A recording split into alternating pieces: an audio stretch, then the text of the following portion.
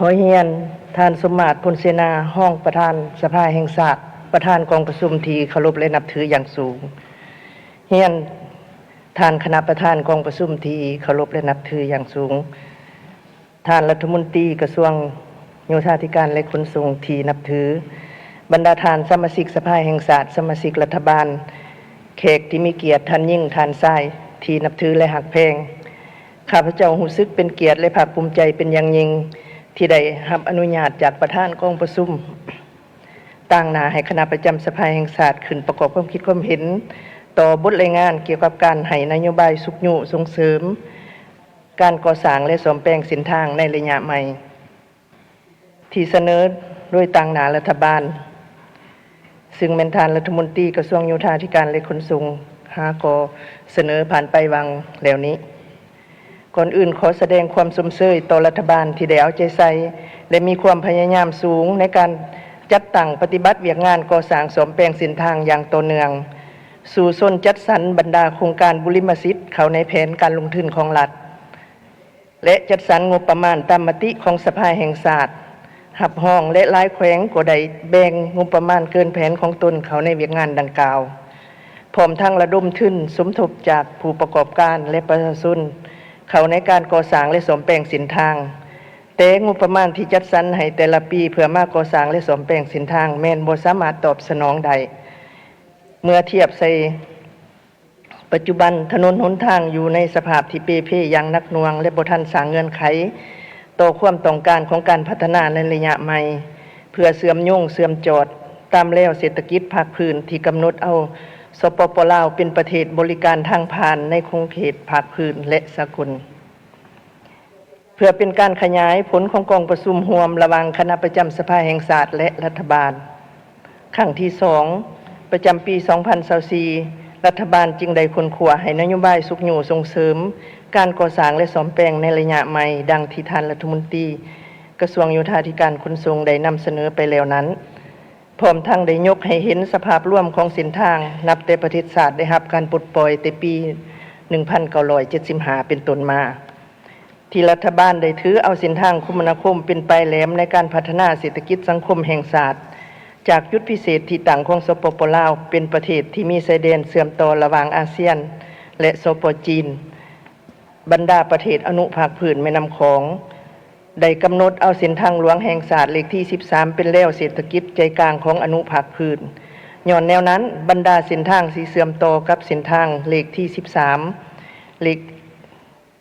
ทางหลวงแห่งชาติเลขที่2 3 7 8 9 12 15 18และเส้นทางอื่นๆก็ได้รับการพัฒนาและปรับปรุงยกระดับดีขึ้นเทื่อละก้าวในนี้ได้สุมใส่ปรับปรุงและยกระดับทางหลวงแห่งชาติที่เป็นทางหลวงอาเซียน8เส้นอยู่สปป.ลาวได้มาตรฐานทางหลวงอาเซียนสามารถรับน้ำหนักได้11ตันต่อเผ่าซึ่งมีลวงยาวทั้งหมด 2,800 กว่ากิโลเมตรผ่านการลงติดตามกวดกาของคณะประจำสภาแห่งชาติกรรมาธิการเศรษฐกิจเทคโนโลยีและสิ่งแวดล้อมก็คือกรรมาธิการอื่นและคณะสมาชิกสภาแห่งชาติประจำเขตเลือกตั้งเห็นว่าสภาพเส้นทางในปัจจุบันมีสภาพที่ทรุดโทรมเปเพหลายสมควร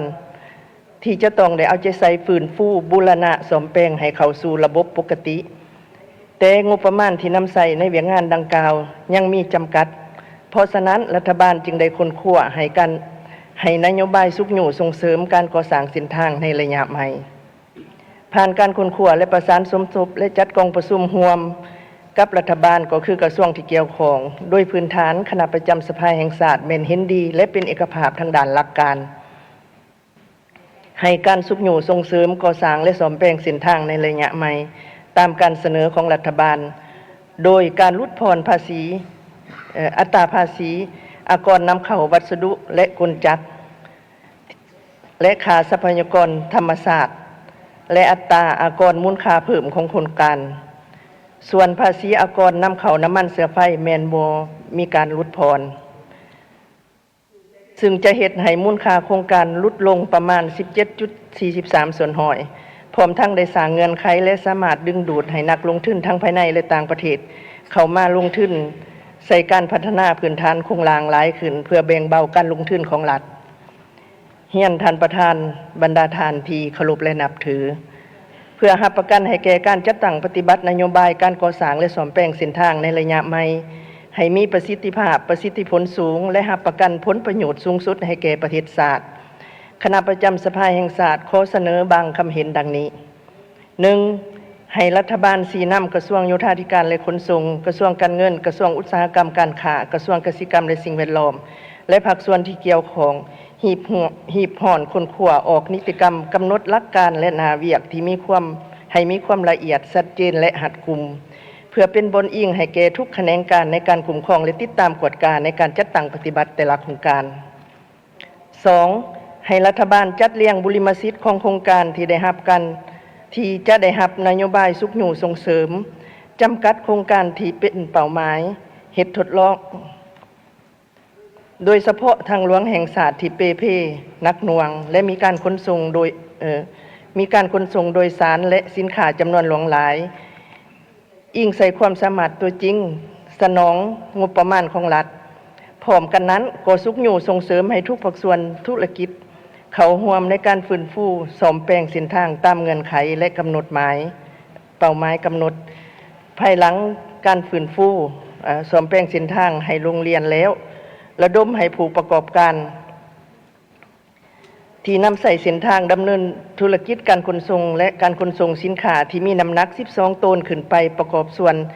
เสียค่าทางตามอัตราที่เหมาะสมโดยวิธีการเก็บค่าผ่านทางโดยระบบทันสมัย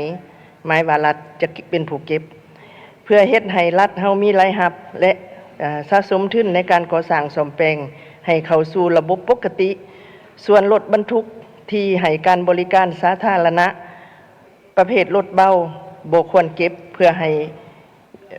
บ่ให้มีผลกระทบต่อการดำรงชีวิตของพ่อแม่ประชาชน 3. เสนอให้รัฐบาลชี้นำกระทรวงโยธาธิการและขนส่งสำรวจเส้นทางสายหลักคืนทั้งหมดเพื่อกำหนดมาตรฐานเทคนิคปรับปรุงโครงสร้างทางให้ถูกต้องโดยเล็งใส่การนำใส่วัสดุก่อสร้างที่พวกเฮาสามารถผลิตได้และสนองอยู่ภายในให้หลายขึ้นเป็นต้นซีมังเหล็กสินเพื่อเป็นการส่งเสริมการผลิตภายในทดแทนการนำเข้าและลดพรการนำเข้าอย่างมักต่อยจำนวนหลวงหลายการก่อสร้างตะพังเจือนตามแคมทางและแคมแม่น้ำก็ต้องได้ทบทวนการออกแบบให้เหมาะสมคนขวและนำใส่วัสดุภายในให้หลายขึ้นให้ทบทวนความจำเป็นการนำใส่ตะนางหินเพื่อรับประกันบ่ให้มูลค่าก่อสร้างสูงเกินกว่าความจำเป็น 4. ให้รัฐบาลพิจารณาอย่างที่ถ้วนต่อโครงการก่อสร้างและซ่อมแปลงทั่วไปที่ขันศูนย์กลางและท้องถิ่นจัดตั้งปฏิบัติตามการแบ่งขันคุ้มครองเห็นว่ามีจำนวนหลายและแรงทุนจากการนำใส่งบประมาณของรัฐในแต่ละปีถ้าจะปฏิบัตินโยบายใหม่ต้องได้ค้นคว้าอย่างที่ถ้วนกำหนดกลไกที่แน่นอนเพื่อบ่ให้เกิดช่องว่างและทั้งบ่สร้างผลกระทบให้แห้งต่อการจัดเก็บรายรับประจำแต่ละปีของรัฐบาลสำหรับการให้นโยบายต่อการลงทุนการก่อสร้างเส้นทางด้วยทุนของธุรกิจในรูปแบบ BOT หรือรูปแบบอื่นตามที่ได้กำหนดไว้ในมาตรา 11 ของดำรัสว่าโดยการลงทุนร่วมระหว่างภาครัฐและภาคเอกชนฉบับเลขที่ 624 ลบลงวันที่21 ธันวาคม 2020เสนอให้พิจารณาลดพรหรือยกเว้นการปฏิบัติกฎหมายและนิติกรรมใต้กฎหมายตามแต่ละกรณี 5. ให้รัฐบาลชี้นำกระทรวงการเงินกำหนดกลไกการคุ้มครองและการติดตามกวดการนำเข้าวัสดุก่อสร้างและกลจักรอย่างเข่งขัดเพื่อบ่ให้มีการฉวยโอกาสเป็นช่องว่างในการนำเข้าวัสดุและกลจักรที่จะนำเข้าแล้วไปนำใส่ในเป้าหมายอื่นที่บ่ถูกต้องภายหลังโครงการก่อสร้างและซ่อมแปลงเส้นทางจัดตั้งปฏิบัติสำเร็จแล้วต้องได้มีการสรุปกวดการนำเข้าทั้งหมดและปฏิบัติตามขั้นตอนของกฎหมายกำหนด 6. สำหรับการนำเข้าและการซื้อวัสดุก่อสร้างกลจักรอยู่ภายในต่างๆแม่นให้ปฏิบัติเสียภาษีอากรตามกฎหมายก่อนหลังจากนั้นจึงประกอบเอกสารเพื่อขอเงินคืนบนพื้นฐานที่ปฏิบัติตามนโยบายนั้น 7. ต้องมีมาตรการที่เข้มงวดในการควบคุม คุณภาพมาตรฐานเทคนิคการก่อสร้างการซ่อมแปลงเส้นทางเข้มงวดการคุ้มครองและการกวดกาเส้นทางในการขนส่งประเภทรถบรรทุกน้ำหนักของรถบรรทุกและมีความพร้อมหอบด่านในการปฏิบัติมาตรการที่เข้มงวดเด็ดขาดต่อผู้บรรทุกน้ำหนักเกิน